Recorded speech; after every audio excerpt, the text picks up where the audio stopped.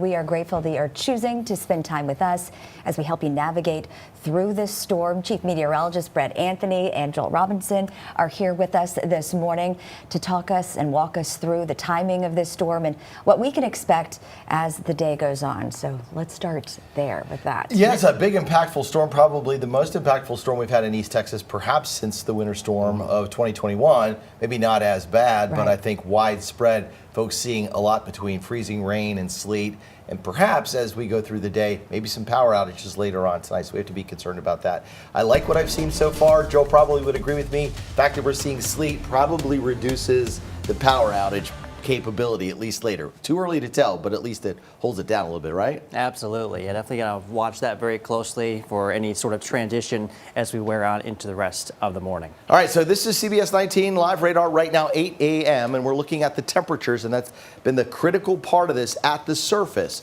And so we're seeing surface temperatures drop to 27 at Gilmer, 28 at Jefferson, 30 now at Tyler, 29 at Longview and at Henderson and at Jacksonville. The areas that you see here in purple, that is depicting where there is a sleet, freezing rain mix, maybe a couple snowflakes also mixing in.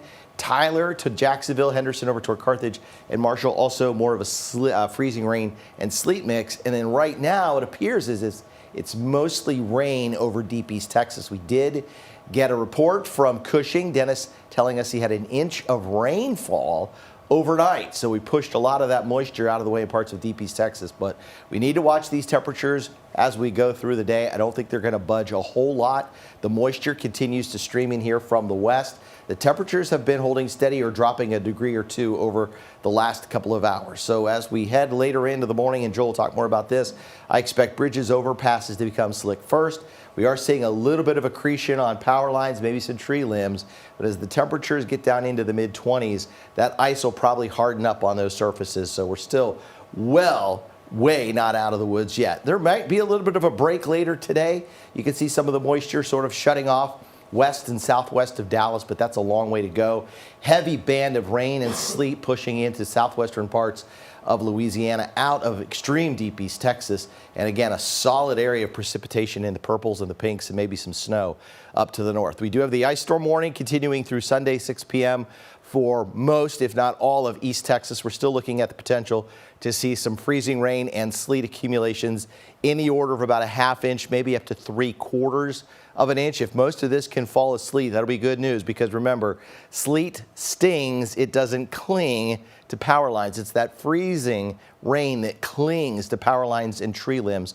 And if we have any wind later on today, that could also be problematic when it comes to power. Winter storm warning up to the north of I-20. The reason for the winter storm warning here is we could see more of a sleet snow mix in those areas as opposed to pure freezing rain. All right, looking down, this is going to be Broadway, just south of the Loop, and you can see slushy roads and a little bit of water, maybe freezing to that power line there, or that phone line, and across the lines where the traffic lights are currently held. At Tyler Pounds, it's right now 32 degrees. Northeast wind at 14 miles an hour. That's the concern as we go through the day. We do not want the wind to stay up there in that 15-mile-an-hour range, but it looks like it will.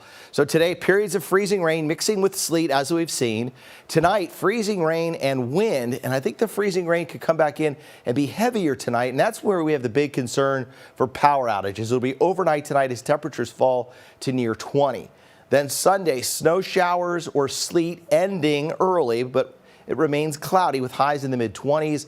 And then Monday, it's just all about bitter cold temperatures, near record lows, and wind chills near zero. That's why we have the extreme cold warning in effect tomorrow night through Tuesday at noon. And just a sampling of the wind chills Monday morning. Check this out. Could feel like it's 3 at Mineola, Gilmer, and Tyler. Could feel like it's about 9 at Lufkin and San Augustine. So dangerously cold air coming in Monday morning. And then after a little bit of melting Monday afternoon, we could see a repeat of this Tuesday morning. Of course, we'll be talking about that. We'll have your complete forecast coming up with a more in-depth look in just a few minutes.